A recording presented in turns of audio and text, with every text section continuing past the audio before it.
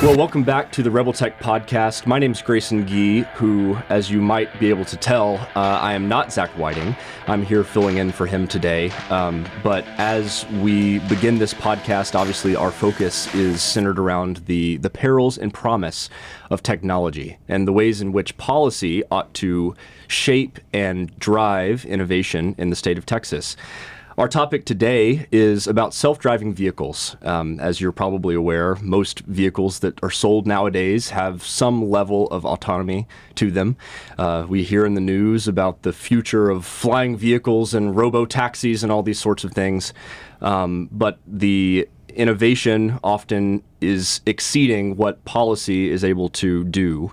And so in our efforts today, we're going to talk about that, the policy landscape. And fortunately, our very own David Dunmoyer has done the research to inform this discussion. So glad to be with you, David. Yeah, well, thanks for joining the show today. Of course, I should say, yes. hosting the show. Yep, great to be here. And by way of not taking over the host role, but given this is a Rebel Tech show with me and Zach, I think our listeners should know that you've been doing instrumental work on tech policy as well. So I think that's why the introduction is so natural, because Yes.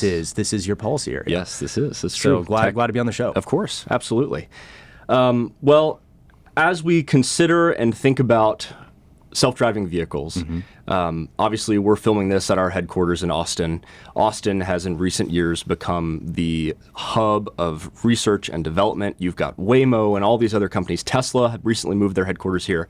All these companies who work on self-driving vehicles that have centered their efforts in Austin. And I don't think that there's a coincidence in that. Obviously, Texas is the center of business advancement and development in the nation, but it's also the capital of the state. So if you would, provide a sort of just narrative as to how self-driving vehicle technology has developed over the past few years and where it currently stands. Yeah, well, I should first note that right before the show, I went on Gemini and ChatGPT, and I asked, and there's another AI scholar, which is a Gen AI for scholarly literature. Yep. And I just asked, what cities in the country are at the epicenter of the self-driving vehicle movement? And lo and behold, Gemini, which is Google based in the Bay Area, kept saying the Bay Area. Now, we know that's not the case because we've been here in Austin for many of our listeners from the capital community. They've seen it, they felt it, it's palpable. But to bring it back, I think that's a great place to start, because self-driving vehicles, there is this tendency to have a shiny object type syndrome. And when you hear self-driving vehicles, you think Tesla Cybertruck and all these futuristic, almost utopian landscapes. And self-driving vehicles have been around for a long period of time. In fact, as far back as the 15th century. And this is something when I was in grad school doing research on this topic initially, when you see that Da Vinci had a concept and an idea that engineers in the 21st century are noodling on. I was about to say 15th century? Wow. Okay. Yeah. And Da Vinci had developed a prototype for what is a self-propelled cart, so on a predetermined path. I'm not an engineer, so I'm not going to deign to break down the engineering side of it, but it's more so to illustrate the point that this notion of automating or recusing the energy of a human required for transportation has really grabbed the fascination of a lot of tinkerers and engineers for centuries now.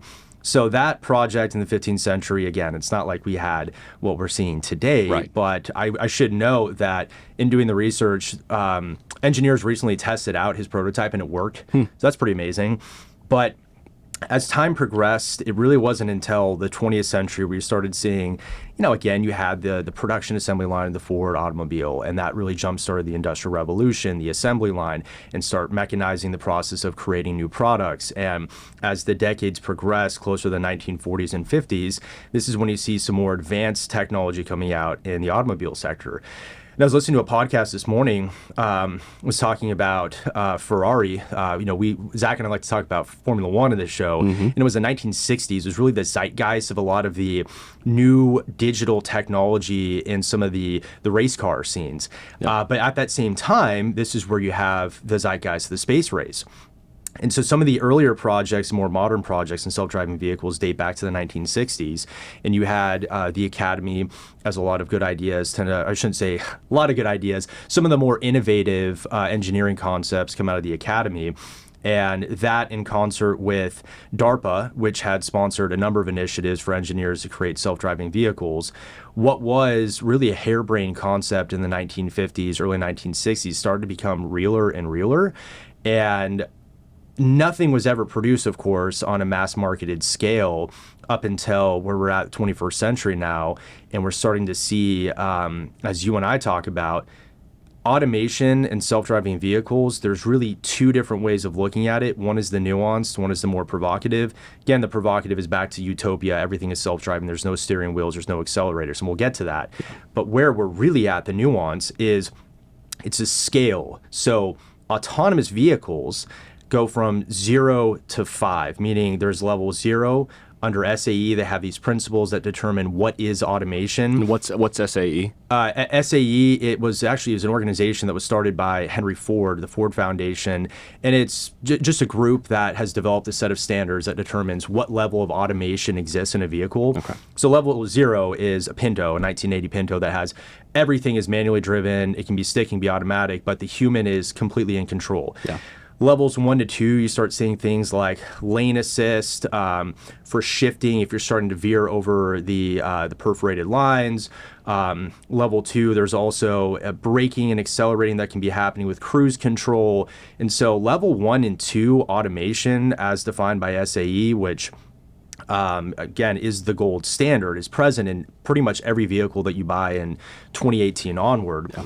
When you start getting to levels 3 and 4, that's where you start seeing the ability of a vehicle to completely drive itself. And so this is back to Austin, GM's Cruise division. Their vehicles operate on level 3 autonomy, where you don't need to have a driver with their hands on the wheels at all time. There's a certain jurisdiction, geographic region that the car is proficient to operate without a manual operator. And again, in a constrained environment. Now, to the point of the end-all, be-all, what is the goal for these engineers, for Tesla, for the big manufacturers? It's level 5, which is full self-driving vehicle capability. In any condition, you can drop the car off in the middle of Kruger National Park in South Africa. It's going to figure out a way to navigate without any human interaction or takeover necessary. So I'm not in the market of crystal ball reading, so I'm not going to tell our audience when that's coming to fruition. But what I can say in my research paper, I break down the kind of optimistic camp and the skeptical camp. The optimist would be Elon Musk, who said self-driving vehicle cars would have been here about 5 years ago. And the more realistic, based on the amount of technical sophistication required to have a fully adaptive system to a dynamic, ever-changing environment, some of the regulatory hurdles, and we'll talk public policy and how that can be thwarting innovation and development. We're probably still decades away from that full level 5 self-driving. But I'll kind of conclude this question by saying, in September of last year, Mercedes had the first mass-produced, mass-market level 3 self-driving vehicle, blanking on the exact model type they had, but that was a big deal in the self-driving vehicle community. And, you see a lot of the business types, again, the Elon Musk or the Google, they suspended their division. But when they were really big in the fold of engineering, developing that technology, there's the first mover advantage. A lot of people want to get there first. So I'm not going to say Mercedes is winning, but in terms of what is the closest to that level 5 based on what you can buy in the market, it's that. Well, I think you might be forgetting to mention Tesla's technology, because they've been recently releasing betas of what they're referring to as full self-driving, although it might not necessarily qualify under these official standards. That is correct. Because it's pretty neat, the videos I've been seeing online. It is cool. Have you had a chance to ride in? I have, yeah. I have a friend who has one and got the beta, and so I got to ride around in it just like for a few minutes or whatever. But it's pretty impressive. It is. I've had a chance to ride in a couple of them. We're not tech Luddites on the tech campaign, but I'm a tech skeptic. Yeah. Driving around the really rolling hills and steep cliffs of Lake Tahoe wasn't the safest place to do that. It was cool until I feel like it may not be. But no, you're right. And there's a lot of speculation as to whether or not Tesla's being treated fairly in the market. I mean, look at ESG scores and ratings. Tesla continually gets beat down by the feds because Elon Musk is Satan reincarnate. Right. But regardless of the SAE ratings, Tesla is also arguably the biggest competitor when it comes to the pathway to level 5 autonomy. Yeah. So in our job, obviously, we're focused on the policy of all these different issues and the way that policy can both protect and shape the environment as these technologies are applied. So what does the public policy landscape currently look like for this technology? Yeah. Well, if you've heard this before on the show, I'm not a broken record. There's no federal comprehensive regulatory framework governing self-driving vehicles. Yep. And there have been efforts, and again, broken record, bipartisan efforts to ensure that there's streamlined reporting. So we know how many automobiles that are self-driving are operating on the road. What are the licensing requirements that are required to actually be an operator of these vehicles? And even more granularly, but importantly, what are the definitions of who's liable? Who is the operator in the instance of the software driving the Tesla vehicle? So nothing has happened on the federal level, and that creates a lot of concern because in my paper, when I break down, what is a proper role of the federal government in transportation? Well, interstate commerce is a huge component of the potential boon of self-driving vehicles. The idea of the trucking industry being able to ship goods across state lines.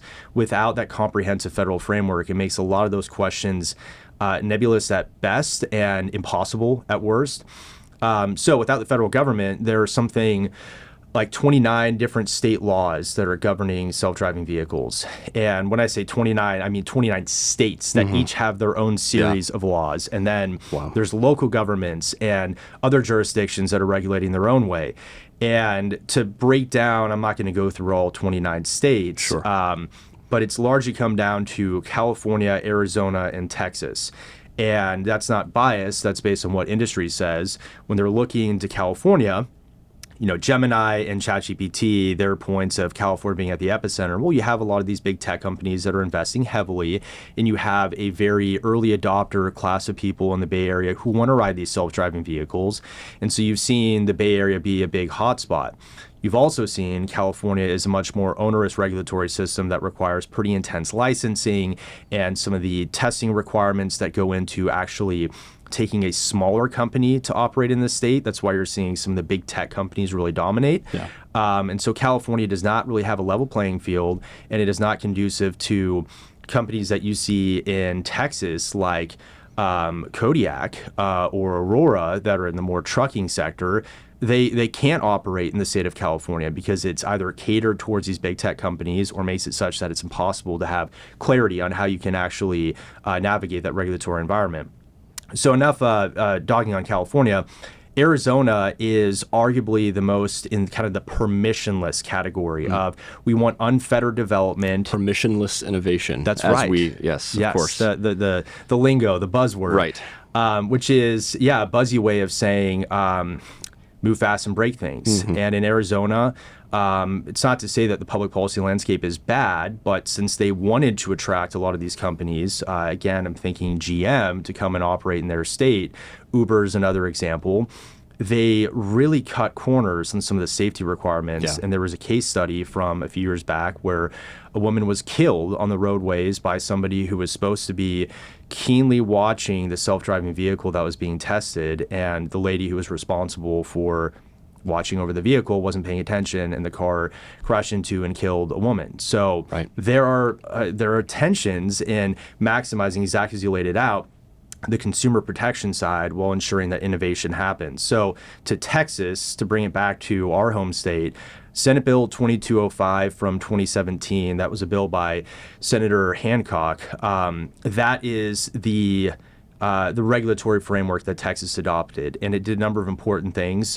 First, it clarified definitions, so we know who the operator is, who the owner is, what are some of the requirements to actually have a vehicle that operates on a highway versus a side street, a surface street.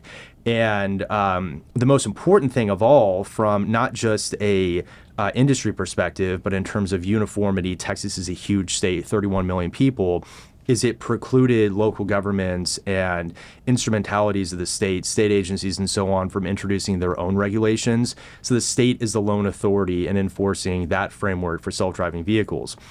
And there have been subsequent bills on connected automated vehicles in the state. But to kind of conclude from our analysis, and then as well as industry, Texas is really the state that is poised to lead responsibly throughout the entire country. And it just so happens that we have a great public policy landscape. We have a lot of great tech talent that's coming here to work on these emerging companies. We have great infrastructure, which is so crucial to getting this right, because these vehicles need to have full visibility on the roadways and have navigable areas. And so there's just this perfect breeding ground for innovation in Texas. Now, we're not without our own challenges and issues. I won't jump the gun on it. But Texas has done a great job so far making sure we're at least mindful of balancing some of those early onset tensions that can emerge with new technologies. Yeah, and thinking about those tensions, I remember in some of our conversations, we talked about a company in Austin who was operating some autonomous vehicles, and their major failing, from what we were able to gather, was that they did not really collaborate with law enforcement very well.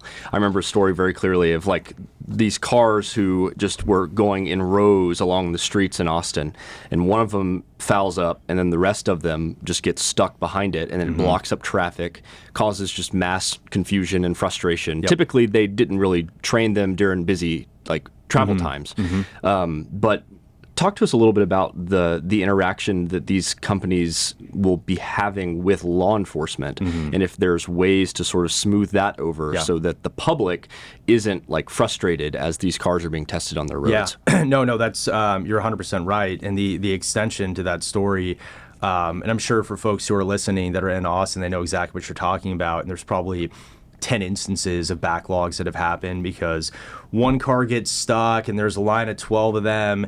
And it's a great technology when it works, but when it doesn't, it looks pretty pathetic. So the continuation of that story is, in a couple of instances, there was I don't want to say leaked series of documents, but it was hush-hush for a while that some of the big self-driving vehicle manufacturing companies did not have that law enforcement interaction plan.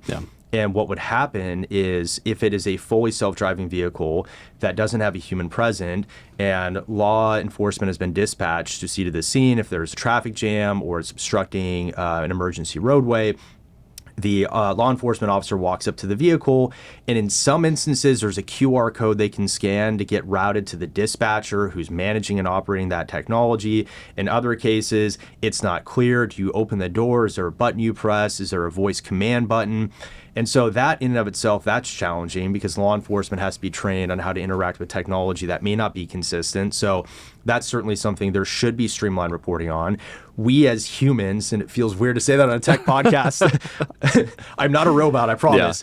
But we as humans, when we operate a vehicle, it is the baseline assumption that if law enforcement pulls you over, you pull over and you comply. Right. And that's a good upstanding thing to do as a citizen. So when our technology doesn't have to do that, obviously that's backwards. But then there are other instances in this report that was leaked where the officer connected with the dispatcher, and the dispatcher, I mean, to paraphrase, said, I can't confirm you're actually law enforcement, so I'm not going to work with you. So this car is just stuck in the middle of Congress, and law enforcement can't do anything.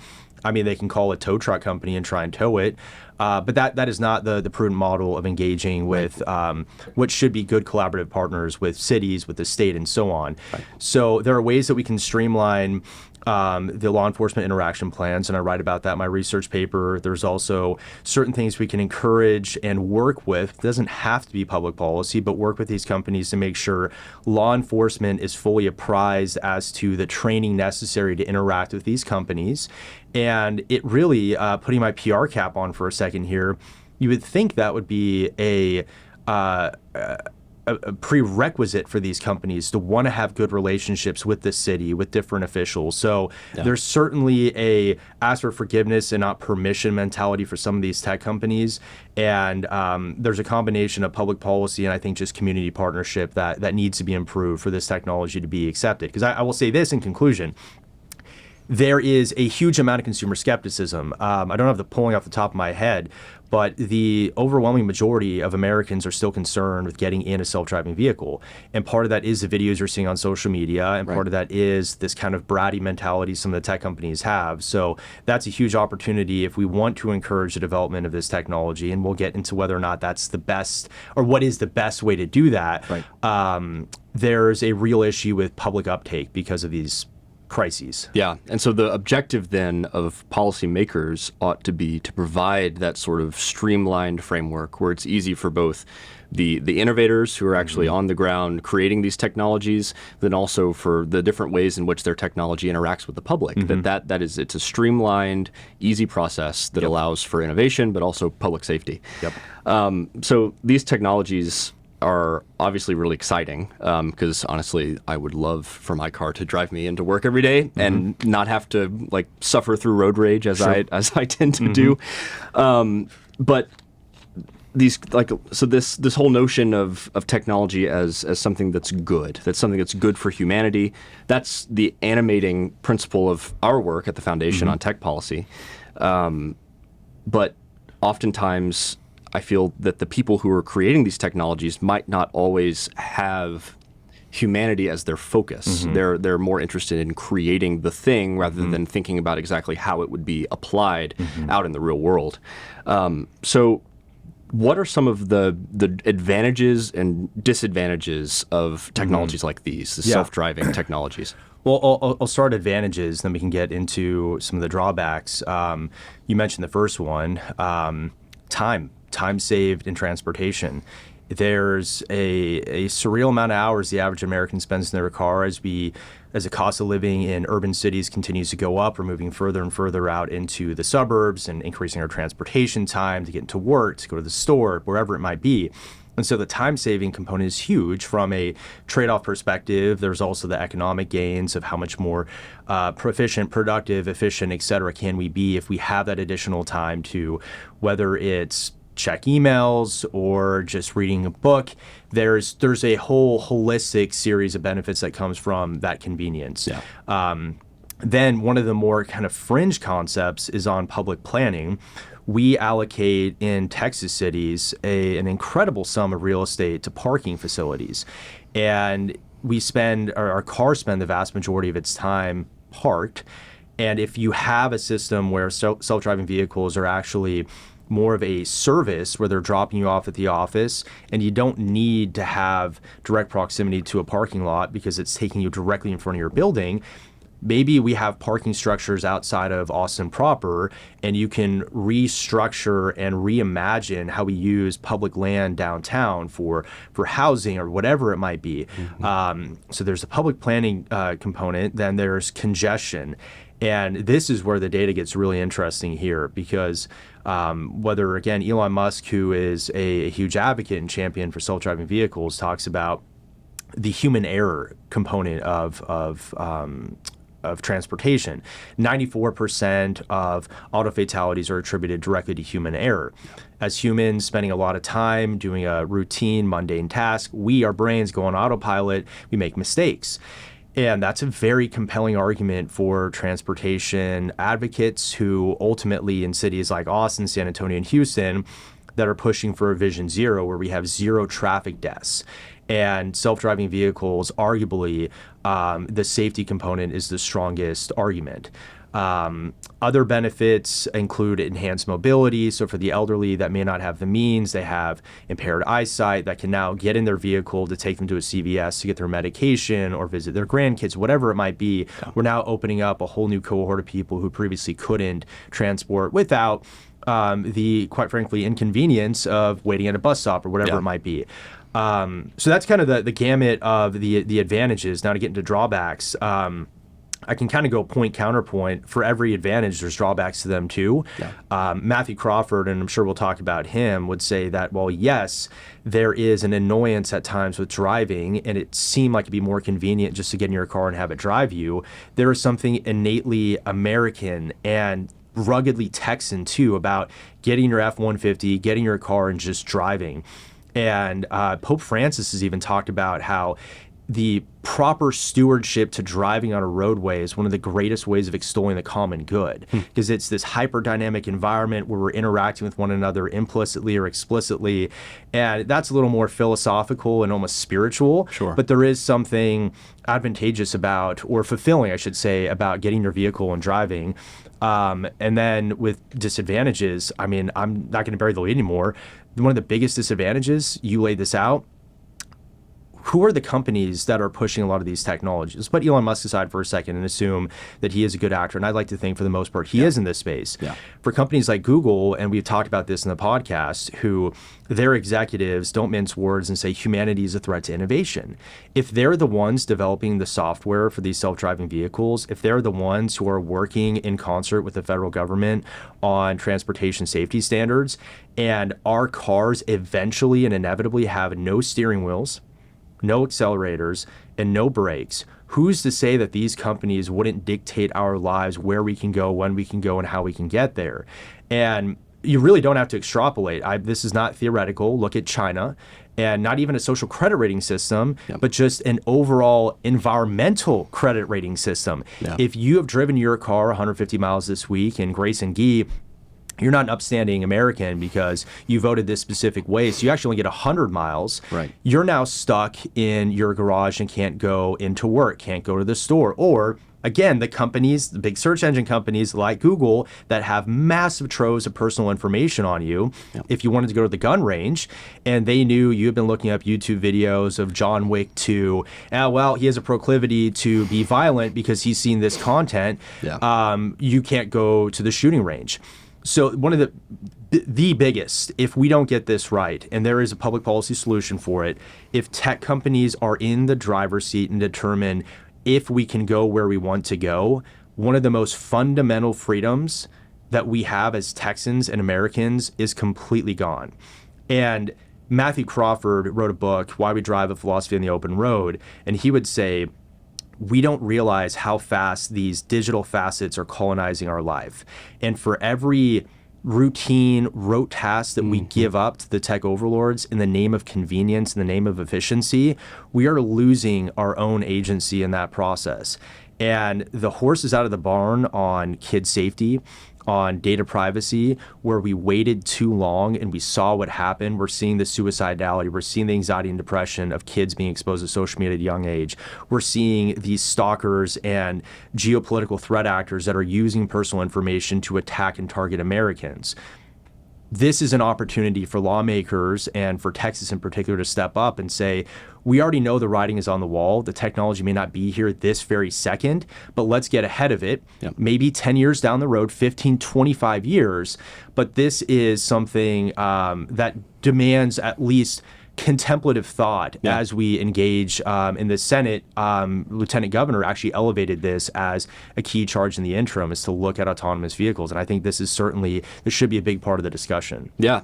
I mean, it's the notion of the right to drive, which is something that normal people this wouldn't even cross their mind as something they really have to think about. It's like, I just get in my car and I go wherever I want to. Right. But like you said, considering the future and the implications of these types of technologies, being able to secure that right to drive as something that, as you said, is like an innately American thing, is something that is so important. And the notion that the government can't regulate or can't protect these sorts of things is a little silly in my estimation.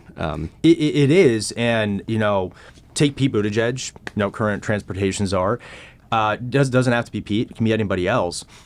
What the federal government will do in instances where there is crisis, where it is human safety. COVID is the perfect example. Well, you see, there's a concern that we have that, if you don't get the vaccine or if you're not doing this, you are public enemy number one to the safety of other Americans. Right. That is a perfectly applicable argument that they could use with transportation as well. 43,000 Americans die a year on roadways. Imagine what we could do if everyone had no steering wheel, no accelerator, no brake. We understand there's a little freedom you have to give up, but be thinking about the common good. Be a good American. And that is that's something we spent a lot of time talking about and thinking through, and you characterize it perfectly. It is the right to drive.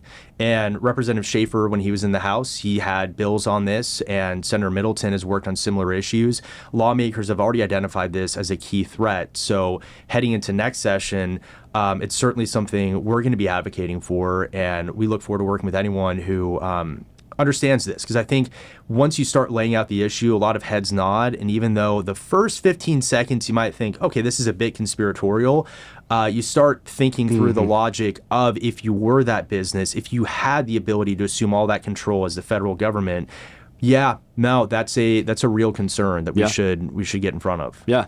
I mean, they were able to shut us in our house for months on end during the COVID pandemic. So what's to say that in the name of public health, they turn off all our cars to prevent us from going to the grocery store to visit grandma's house? That's right. I mean, it's unfortunate that we've come to this point, but those are possibilities that we have to consider. These are the realities we contend with. Yeah.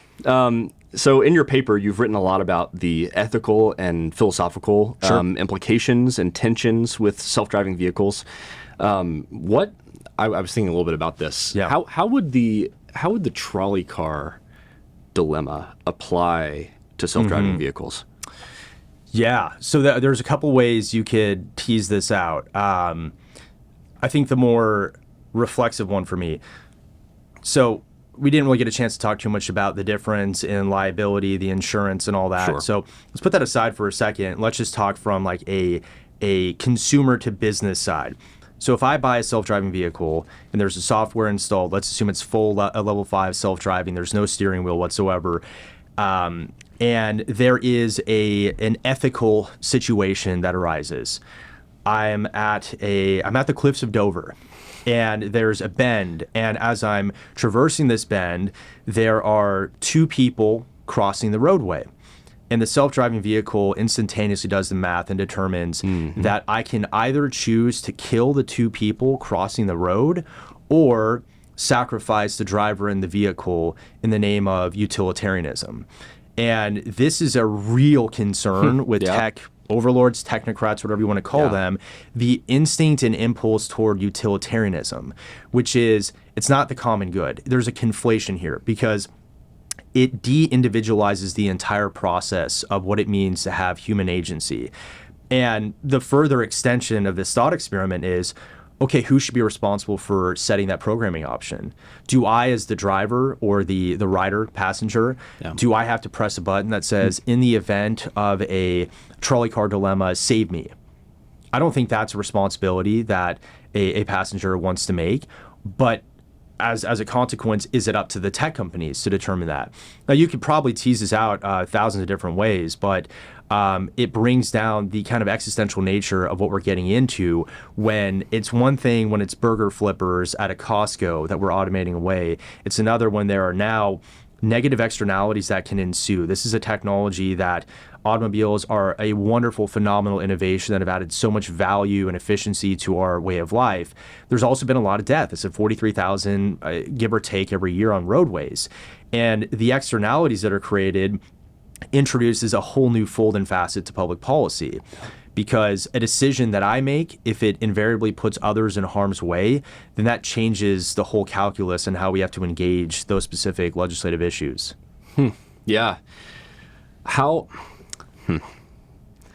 That's interesting. Because you're right, because it should be the individual that's making this decision. And I would hope that these types of cars, as they are released into the public, that the driver has the means to take over and then make that decision for themselves as an ethical actor. But gosh, I don't know. Because you certainly don't want the car to be programmed to make that decision for you. Right. I mean, and that kind of just goes back into the groove of what we've been talking about, preserving individual and human autonomy as these technologies are released into the world. So in your research paper, we've covered the ethical dilemmas, the drawbacks, the advantages of these technologies. what are some of the legislative solutions that you came to address the risks that we've been talking about? I mean, I'll kind of package what's been said so far into one. So streamlining some of the reporting requirements as we get more data and information on auto accidents that happen from self-driving vehicles. What are some of the common themes and threads so we can make sure from a either public policy perspective, collaboration with community, that we have better information. So Senator Betancourt likes to say that which can be measured can be fixed. We need to have more measurable data to make sure we understand. In my research paper, it's really hard to know how many self-driving vehicles are operating in Texas. That'd be a great baseline. Let's start with basic inventory taking. Second is some of the law enforcement interaction plans. So there are existing plans that I want to say, date back to analog technology because it's as contemporary as now, but to traditional automobiles. So making sure that there are clear, cogent interaction plans between law enforcement and these self-driving vehicle companies. And then the right to drive, the idea that Texans should lawfully be allowed to operate their own vehicle if they so choose. And those are the big ones. We're continuing to explore, as I mentioned, the Senate interim. There'll be hearings to discuss what are some of the ways that Texas can continue to lead the country in responsible innovation and development. And we're still learning and talking through and working through these issues, but those are the top three that we've identified, at least in our research and initial collaboration with different folks throughout Austin and Texas. Yeah. We can hope that our lawmakers in the legislature takes this issue up, because obviously it's extremely important. And as we have a vision that is directed towards the future and the way these technologies will affect our everyday lives, we can hope that our listeners and just citizens across the state realize the importance of these issues and make their voice heard as it relates to the upcoming legislative session. And before we conclude this, so we can have this on the record, and we're both going to be horribly, horribly wrong, but let's just do this for the sake of continuity and this being on the internet forever. When do you predict that there will be full self-driving vehicles on roadways in America? Probably by 2030. Wow. Okay. I think so. I mean, if Tesla keeps up the way they are, and their tech, because they've decided to use image analysis versus like LiDAR, so like what Waymo and other companies are doing. So it's going to be interesting to see how the technology unfolds and which solution ultimately is the more applicable and the better one. But I have not seen a company that has as advanced of a full self-driving package as Tesla does. And I mean, if any of the other Musk enterprises are any indication, like we're basically about to go to Mars with SpaceX. So I would probably say about 2030. Okay. I'll go for the over and say 2043. Okay. That just feels right. That's a very specific number. Yeah, I was going to say 2044, 2043. It feels right. That one extra year might make a difference. I know. You never know. Moore's Law and the like.